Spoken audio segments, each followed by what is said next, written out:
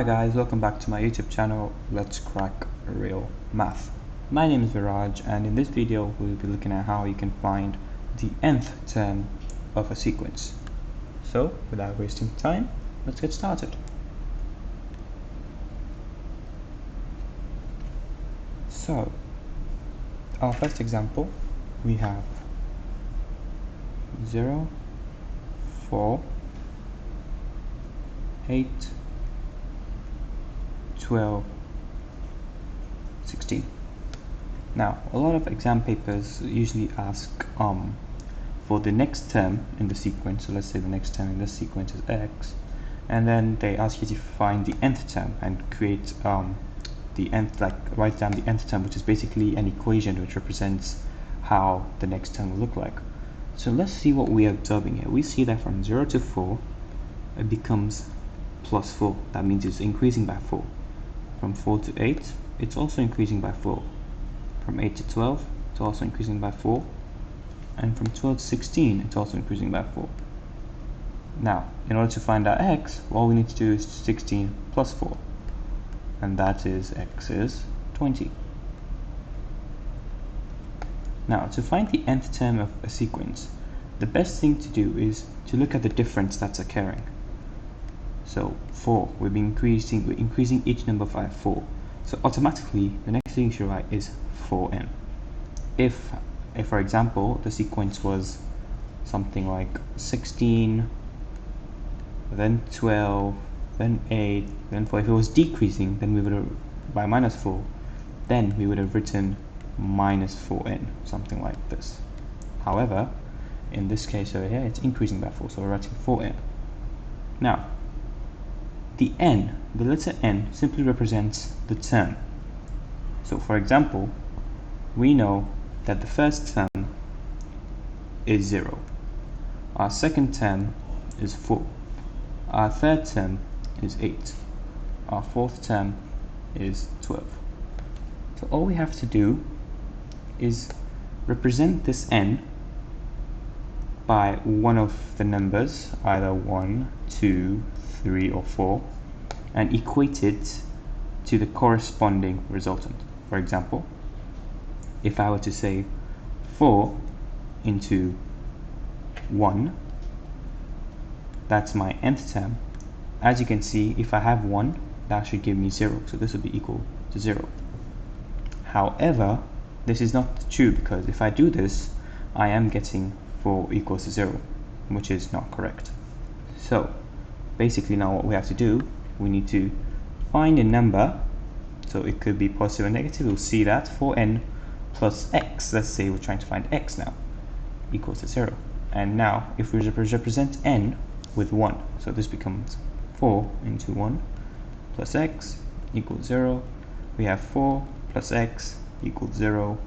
Our x turns out to be minus 4. So in the end, our nth term is 4n minus 4.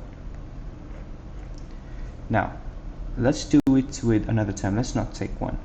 First, for example, take 12. Let's say we have 4n plus the x that we're trying to look for equals, okay, sorry, actually we take 12, yeah, equals to 12. Now, we know equals to 12, and for it to be equal to 12, n has to be 4, because you can see 4 is right here, equal to 12. So all we have to do is put 4 over here plus x equals 12. We have 16 plus x equals 12. Do the algebra, do the math. You know that x is also minus 4 here. So as you can see, we're getting minus 4 in both scenarios. Of course, once you have your nth term, which this is 4n minus 4, you can always check it. So let's check it. Let's say our nth term is 2. We need to find the second term of the equation. So we put 2 in here, do this, minus 4. 4 times 2 is 8, minus 4. This gives 4. So is our second term 4? And the answer is yes, it is. So that means that equation, that answer is correct. Moving on to the next example, we have minus 1, minus 5, minus 9, minus 13, and minus 17. Now, let's look at what's happening. In this case, there's also 4 involved, but in this case it is minus 4, because minus 1 minus 4 would give minus 5.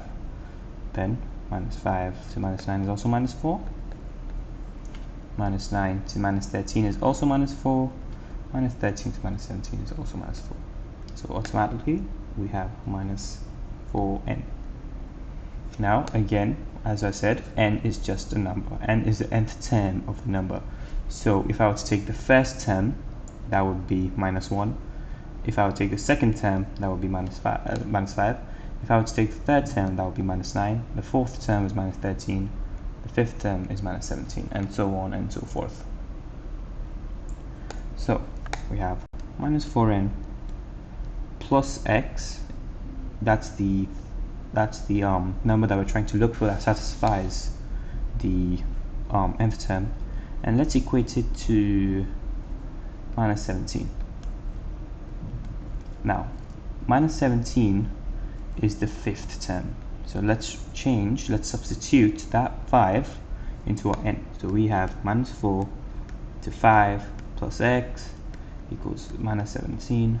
This is minus 20 plus x equals minus 17. Sorry, let's try that again.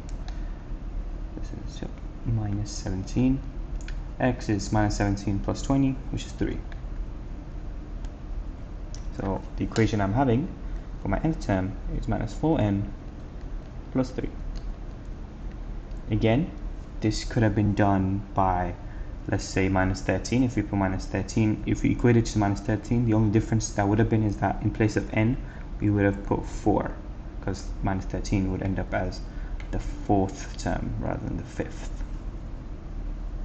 Again, you can attempt to see it if this is correct.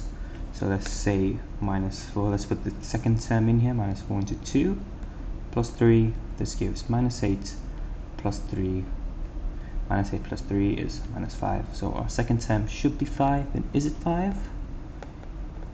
Yep, it is. So that nth term is correct. Right, moving on to the next example, we have 1.1, 2.6, 4.1, 5.6, 7.1. Now there are decimals involved in this, so you may need to be a bit more careful with your calculation, but I can see that the difference from here to here is plus 1.5. From here to here is also plus 1.5. Yep, plus 1.5, 1.5, and plus 1.5. So, as I said, this automatically becomes 1.5n. Now again, we need to find that number, or the remaining value of the nth term that would give me an answer. So let's take 5.6. Let's say 5.6. Now as you can see, 5.6 is the fourth term of this equation. This is the first, this is the second, the third, this is the fourth, this is the fifth. So we need to put 4 in place of n, so this becomes 1.5 into 4 plus x equals 5.6. 1.5 times 4, that is 6. So 6 plus x equals 5.6.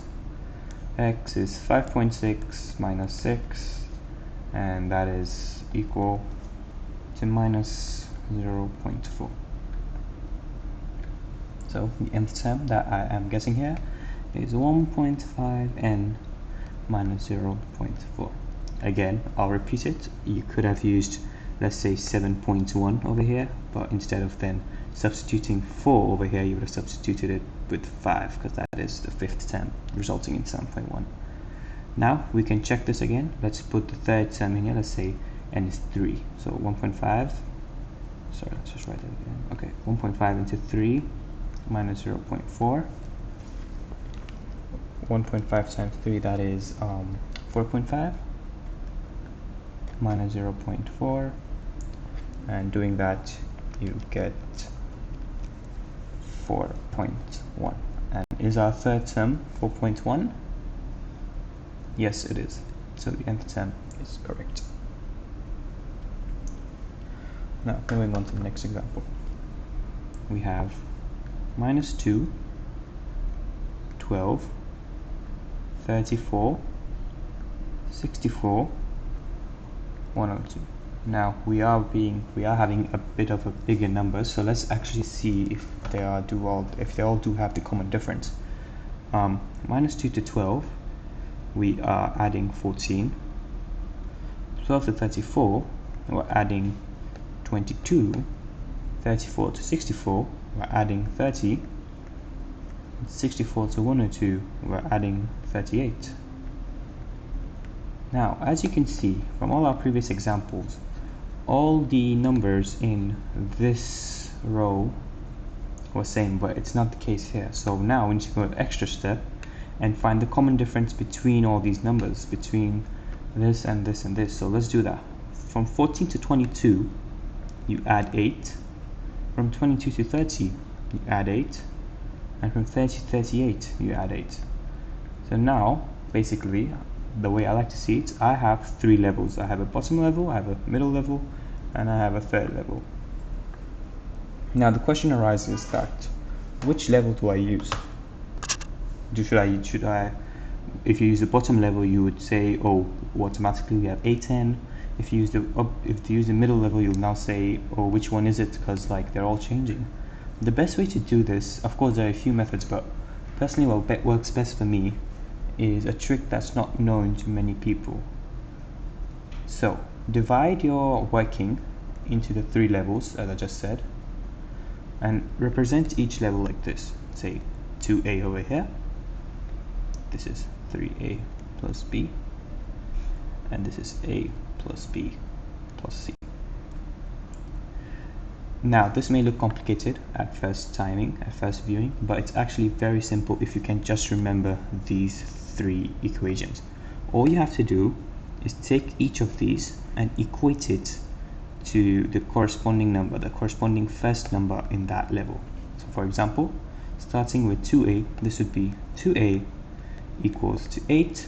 Solve for a, 8 is 8 divided by 2, that's a is 4.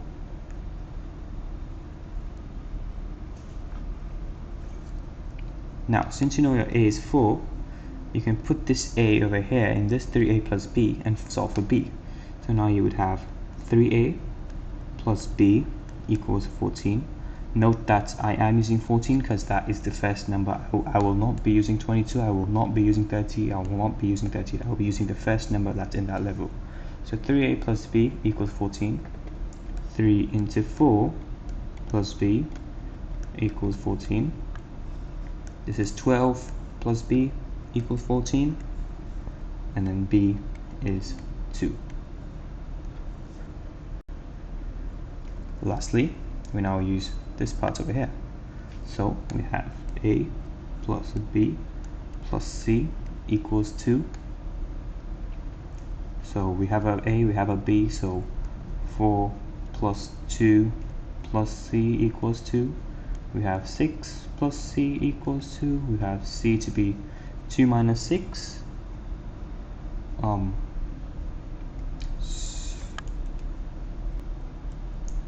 We have it to be 2 minus 6, and okay, sorry guys, actually it's equal to minus 2, sorry.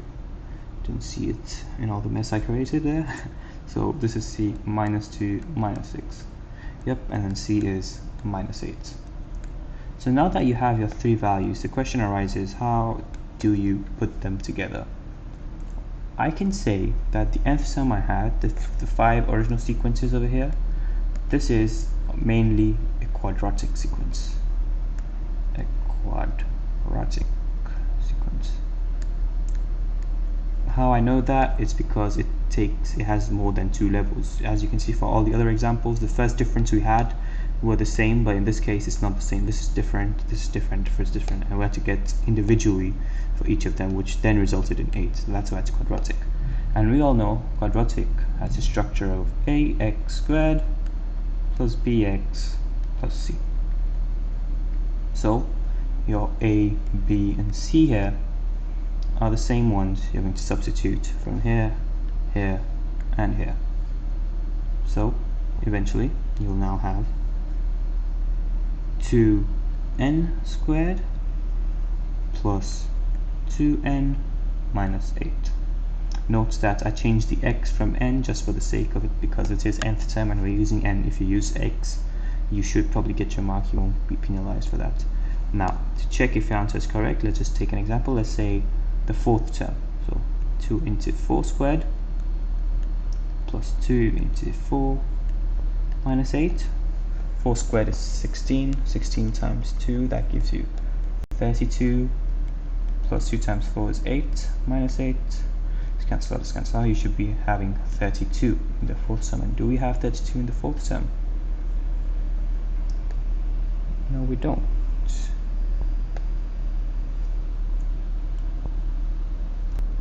No, we don't. So what's the problem here? Let's just have a quick look. Oh, sorry guys. As you can see, it's been a long day. A is actually 4, not 2. I got 4 over here, but I just put the wrong value in there. Sorry guys. 4 times 16, that should give you 64. And yep, your final answer eventually will be 64.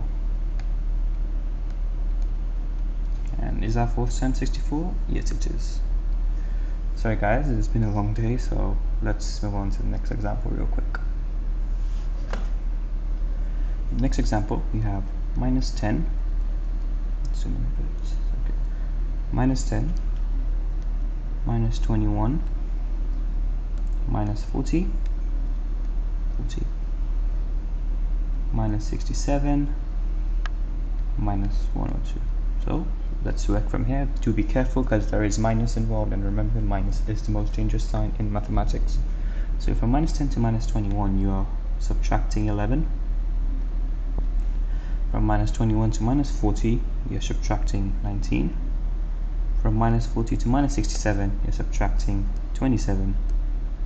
And from minus 67 to minus 102, you're subtracting minus 35. Now, as you can see, they're not the same, so we have to go another level. From minus 11 to minus 19, you're getting minus 8. From minus 19 to minus 27, you're getting minus 8. From minus 27 to minus 35, you're also getting 8. So you have your 3 levels. Now let's do the necessary. We know that this would be 2a, this would be 3a plus b, and this would be a plus b plus c. So 2a equals minus 8, a is minus 8 over 2, a is minus 4. So we have our a, so 3 into minus 4 plus b equals minus 11. Note that I am using only the first number here. I won't be using the next 3 because they may be incorrect, I'm not sure, but it's always safe to use the first number that you have in each level. So this becomes minus 12 plus b equals minus 11. B is minus 11 plus 12, which is simply 1. And the last level, we have a plus b plus c, that's equal to minus 10. We have our a to be minus 4 plus 1 plus c equals minus 10. Your c would be minus 7, because minus 4 plus 1, that's minus 3. Minus 3 goes to the other side, that becomes plus 3 over here, which results in minus 7. So now that you have your 2 values and we know how a quadratic term looks like, something like this, ax squared plus bx plus c, just substitute your values in. This becomes minus 4n squared plus n minus 7.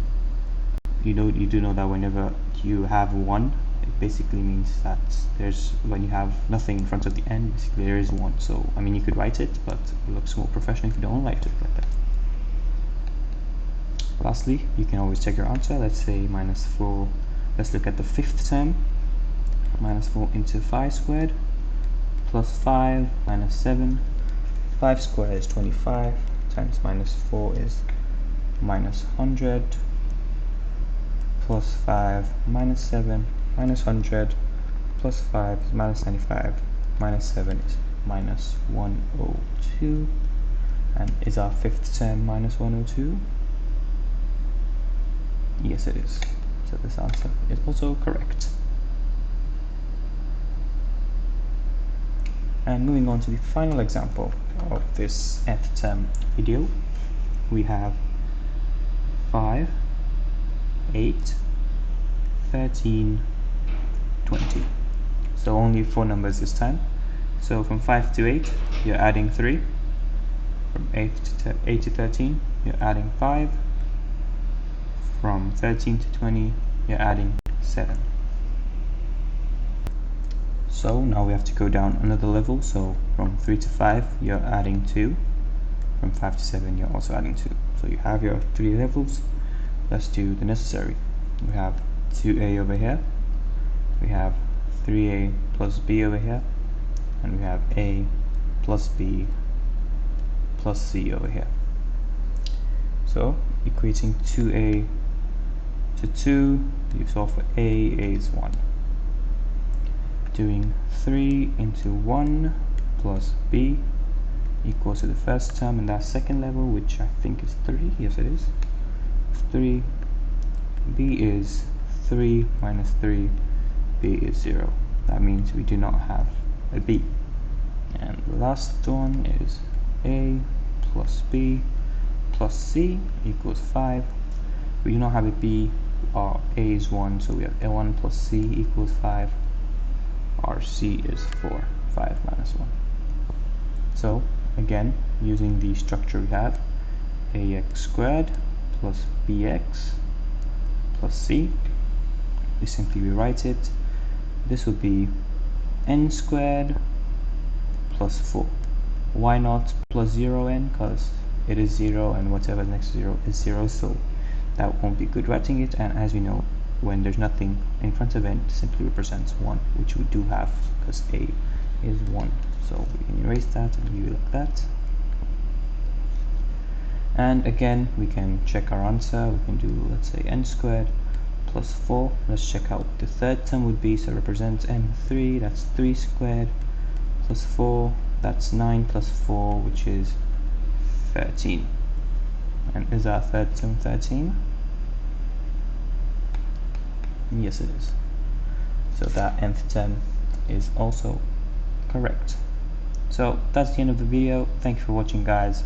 Please do perform an LSS, that's like, share and subscribe. Also, please feel free to give any feedback or ask any questions in the comment section below. Thank you for watching, guys. Have a nice one.